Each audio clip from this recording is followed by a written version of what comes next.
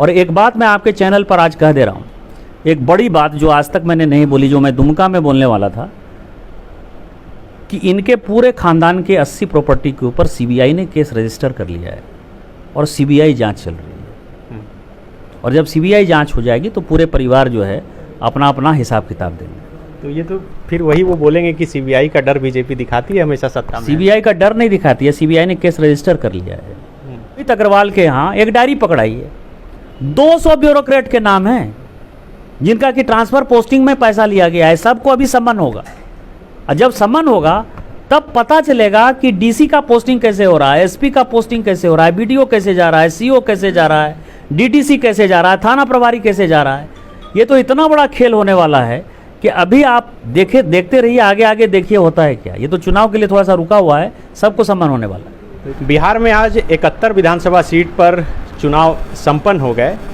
गोड्डा के सांसद निशिकांत दुबे भी कई दिन से बिहार के कई इलाकों में कैंपेन कर रहे थे और इस वक्त हमारे साथ बात करने के लिए हैं। निशिकांत जी, लगातार आप खास करके झारखंड से सटे हुए जो इलाके हैं उसमें कैंपेन कर रहे थे। आज प्रधानमंत्री नरेंद्र मोदी भी आए थे, क्या लग रहा है कि क्या होगा? सरकार बन रही है, मतलब एनडीए की अच्छे मार्जिन से सरकार बन रही है और नीतीश कुमार जी जो है दोबारा मुख्यमंत्री बन रहे हैं। लेकिन जिस तरह से तेजस्वी यादव ने 10 लाख नौकरी का वादा किया, उसके बाद युवाओं में एक गजब का उत्साह दिख रहा है और तेजस्वी की सभाओं में जिस तरह से भीड़ जुट रही है, तो लोग कह रहे हैं कि लोग बदलाव चाहते हैं। 15 साल नीतीश को मौका दिए, खास करके नीतीश कुमार से लोग ज़्यादा संतुष्ट नहीं है और बहुत गुस्सा है लोगों का। मनोज तिवारी जी के लिए भी भीड़ उतनी ही आ रही है, रवि किशन के लिए भी उतनी ही भीड़ आ रही है, सनी देओल जी आ जाएंगे तो उनके लिए भी उतनी भीड़ रहेगी। और प्रधानमंत्री जी अब आते हैं तो सबों का रिकॉर्ड जो है वो तोड़ देते हैं। तो आप क्या कहेंगे कि प्रधानमंत्री के सभा में जो लोग आ रहे हैं वोट डालने नहीं आ रहे हैं, मनोज तिवारी जी के सभा में जो आ रहे हैं वो वोट नहीं डालेंगे। उनकी जो मीटिंग हो रही है, मैं सभा पे नहीं जाता, लेकिन जैसे मान लीजिए मैं आपको भागलपुर की बात करता हूँ कि कहलगांव में उनकी मीटिंग, कहलगांव की मीटिंग सनौला के उस इलाके में हुई जहाँ की केवल मुस्लिम आबादी है और थोड़ा बहुत जो है चारों तरफ यादव आबादी है। तो मुस्लिम तो निश्चित तौर पर लगता है ना कि भारतीय जनता पार्टी से थोड़ा सा वो दूरी अपने को बनाए रखता है, वो वोट नहीं करता है। तो उन्होंने अपने मीटिंग के जो प्लेस हैं उसी तरह के प्लेस को बना रखा है। आप एक मीटिंग का जगह बता दीजिए जहाँ की सभी जातियाँ हैं और सभी धर्म के लोग रहते हैं और वहाँ तेजस्वी यादव की मीटिंग हुई। आप भागलपुर शहर में बता दीजिए कि तेजस्वी यादव की मीटिंग हुई, बड़ी एकदम अथाह जो है लोग उनको सुनने के लिए आए थे। आप सुल्तानगंज में बता दीजिए कि वहाँ तेजस्वी यादव की जो है कटारा, खानपुर, रसीदपुर, कररिया के आसपास मीटिंग हुई और उसको सुनने अथाह आए थे। ऐसा नहीं है, ये कहीं की एक मीटिंग को लेकर जो है हंगामा करने से कुछ नहीं होता है। मैं इतना आपको कह सकता हूँ कि नीतीश कुमार जी दोबारा अच्छे मार्जिन से मुख्यमंत्री बनेंगे और भारतीय जनता पार्टी के साथ एनडीए सरकार बनाएगी। अच्छा, आप झारखंड पर आते हैं। अभी झारखंड के 2 सीट पर उपचुनाव होने हैं, दुमका और बेरमो। संथाल प्रोग्राम को लेकर पिछले दिनों यदि बात करें तो झारखंड मुक्ति मोर्चा और निशिकांत दुबे पर लगातार ट्विटर वार चल रहा था, कई निशाने साध रहे थे।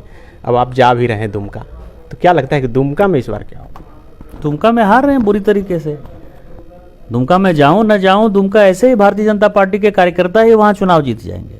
बेरमो में भी यही हाल है और अभी आने वाला चुनाव मधुपुर है, वो भी हम जीत जाएंगे। अब जितने उपचुनाव होंगे आप जान लीजिए कि हम जो है बहुमत के बहुत ही करीब जा रहे हैं और बहुत जल्दी खुशखबरी मिल जाएगी कि हमारी सरकार बन जाएगी। लोगों को मेरी बात बहुत हंसी नजर आती है, ये कोविड यदि नहीं होता तो ये सरकार कब की गिर गई रहती, अपने बोझ से गिर गई रहती है सरकार। ये सरकार में काम क्या हो रहा है आप समझिए। सीता सोरेन, आप ट्विटर वार की बात कर रहे हैं, हम तो कुछ नहीं बोल रहे हैं। उनके घर की उनकी जो बड़ी भाभी है, जो जामा की विधायक है, वो रोज कुछ ना कुछ बोलती है और इतना नतीजा, इतना डर गया झारखंड मुक्ति मोर्चा कि उसका ट्विटर ही ब्लॉक करवा दिया। और फिर जब हमने कहा कि भाभी जी आपका ट्विटर ब्लॉक कर दिया तो उसको लगा कि ये बीजेपी वाला सब एक्टिव हो गया, तो फिर झारखंड मुक्ति मोर्चा ने ही ट्विटर खुलवाया। तो आपने देखा कि अपने परिवार में अपने भाभी से भाभी क्या कह रही है, कह रहा है गिट्टी चोरी हो रही है, बालू चोरी हो रहा है, कोयला चोरी हो रहा है, हम थोड़े कह रहे हैं। तो या तो सीता सोरेन यदि गलत बोल रही हैं और यदि हेमंत सोरेन जी में बहुत हिम्मत हैसियत है तो सबसे पहले तो उनकी विधायिका हैं वो अपनी भाभी जी, तो भाभी जी को पार्टी से निकालें। और यदि भाभी जी सही बोल रही हैं तो जो गिट्टी चोर है, बालू चोर है, कोयला चोर है, उसको रोकें। तो केवल ये चोर खसोट लूट, अभी जो रेड हुआ है, मैं आपको बताऊं, एक व्यापारी अमित अग्रवाल, जिसके लिए कि लड़ाई बहुत ज़्यादा आगे बढ़ी है, अमित अग्रवाल के यहाँ एक डायरी पकड़ाई है, 200 ब्यूरोक्रेट के नाम हैं जिनका कि ट्रांसफ़र पोस्टिंग में पैसा लिया गया है। सबको अभी सम्मन होगा, और जब सम्मन होगा तब पता चलेगा कि डीसी का पोस्टिंग कैसे हो रहा है, एसपी का पोस्टिंग कैसे हो रहा है, बीडीओ कैसे जा रहा है, सीओ कैसे जा रहा है, डीटीसी कैसे जा रहा है, थाना प्रभारी कैसे जा रहा है। ये तो इतना बड़ा खेल होने वाला है कि अभी आप देखते रहिए, आगे आगे देखिए होता है क्या। ये तो चुनाव के लिए थोड़ा सा रुका हुआ है, सबको सम्मान होने वाला है। तो इधर हाल के दिनों में आप थोड़े शांत भी हुए, अब लग रहा है कि दुमका उपचुनाव में जब जा रहे हैं तो और थोड़ा अब ये सिलसिला फिर आगे बढ़े। नहीं, शांत नहीं हुए, हम प्रमाण के खोज में थे।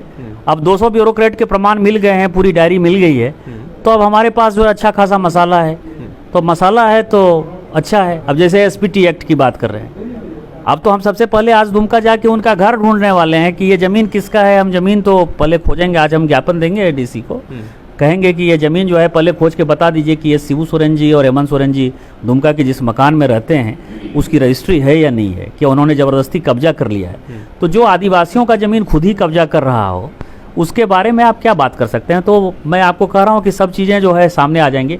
और एक बात मैं आपके चैनल पर आज कह दे रहा हूँ, एक बड़ी बात जो आज तक मैंने नहीं बोली, जो मैं दुमका में बोलने वाला था, कि इनके पूरे खानदान के 80 प्रॉपर्टी के ऊपर सीबीआई ने केस रजिस्टर कर लिया है और सीबीआई जांच चल रही है। और जब सीबीआई जांच हो जाएगी तो पूरे परिवार जो है अपना अपना हिसाब किताब देंगे। तो ये तो फिर वही वो बोलेंगे कि सीबीआई का डर बीजेपी दिखाती है हमेशा सत्ता में। सीबीआई का डर नहीं दिखाती है, सीबीआई ने केस रजिस्टर कर लिया है। इनकम टैक्स का डर नहीं दिखाते हैं हम, इनकम टैक्स का रेड हो चुका है। निशिकांत दुबे जब कुछ बोलता है तो वो डर नहीं दिखाता, वो करता है। सीबीआई का केस रजिस्टर हो गया तब मैं बोल रहा हूँ, इनकम टैक्स का रेट जब हो गया तब मैं बता रहा हूँ।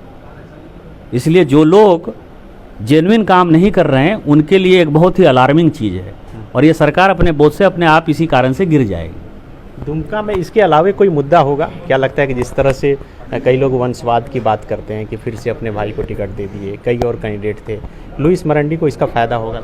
लुइस मरांडी को तो हेमंत सोरेन जी से ही फायदा हो रहा है ना। हेमंत सोरेन जी खुद चाहते हैं बसंत सोरेन चुनाव हार जाए, उनके घर में ही लड़ाई चल रही है। लेकिन वो तो कैंपेनिंग कर रहे हैं लगातार।